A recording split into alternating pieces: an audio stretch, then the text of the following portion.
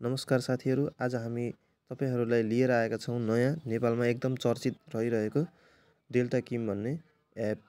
यसको लागि चाहिँ सुरुमा तपाईहरू गएर delta.kim भनेर सर्च गरेर वेबसाइटबाट एप्लिकेसन डाउनलोड गर्नुपर्ने हुन्छ र डाउनलोड गरिसके पछाडि तपाईहरू देख्न सक्नुहुन्छ यस्तो इन्टरफेस। अब यसमा आफ्नो सुरुमा कन्ट्री सिलेक्ट गर्नुहोस्, कुन कन्ट्रीबाट हुनुहुन्छ। त्यस पछाडि आफ्नो नम्बर टाइप गर्नुहोस्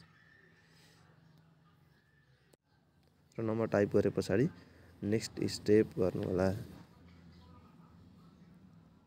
अब यसमा लगइन हुनको लागि एउटा रिफरल आइडी अत्यावश्यक भएको हुनाले यही दिएको युज गर्न पनि सक्नुहुन्छ र बाहिरबाट कतैबाट पाउनुहुन्छ भने त्यो युज गर्दा पनि हुन्छ। र नाम आफूलाई मन लागेको राख्न सक्नुहुन्छ, आफ्नो नै राख्नुपर्छ भन्ने छैन, कुनै निकनेम लेखेर राख्न सक्नुहुन्छ। र यति गरिसके पछाडि अब डिएसएमएस भेरिफिकेसनको अप्सन आउँछ। त्यसमा गएर आफ्नो लोकल रिजनमा कुन अभाइलेबल छ त्यही नम्बरमा भेरिफाई गर्नु होला र सकेसम्म नेपालकोले चाहिँ एनटिटीबाट नै गरेको राम्रो हुन्छ। र यस पछाडि अब एसएमएस सेन्ड गर्नुपर्ने हुन्छ। तपाईहरूले यो नम्बरमा सेन्ड गरेर एसएमएस सेन्ड गर्ने ठाउँमा जानुहोस्, सिमबाट लन्च प्रोग्राम गर्नु अनि कन्फर्म गरेर मेसेज गर्नु होला।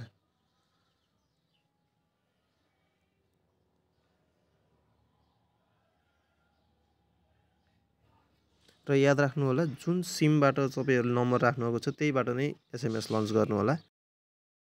अब फेरि ब्याक गएर त्यही एप्लिकेसनमा आई हेभ डन भेरिफिकेसन भन्ने अप्सनमा टिक लगाएर सुरु गर्नु होला। र यसरी तपाईहरुको भेरिफिकेसन सक्सेसफुल हुन्छ र देख्न सकिन्छ यसको इन्टरफेसहरु कस्तो छ भित्र। यहाँ अब माइनिङ भन्ने अप्सन देखाउँछ, त्यहाँबाट आजैबाट माइनिङ गर्न सुरु गर्न सक्नुहुन्छ तपाईहरुले यसरी। र यसरी 24 घण्टाको डिफरेन्समा तपाईहरुले गर्न सक्नुहुन्छ। र यहाँ देख्न सक्नुहुन्छ कति अभाइलेबल छन् कुन कन्ट्रीमा भन्ने कुराहरु।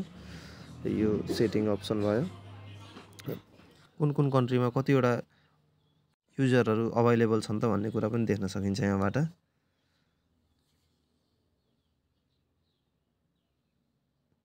र बाँकी रह्यो सेक्युरिटी सर्कल भन्ने कुरा।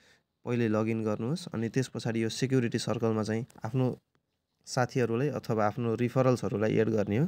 यो सेक्युरिटी सर्कलको बारेमा फेरि अर्को भिडियो लिएर आउने छौं हामी। त्यति बेलासम्मको लागि धन्यवाद।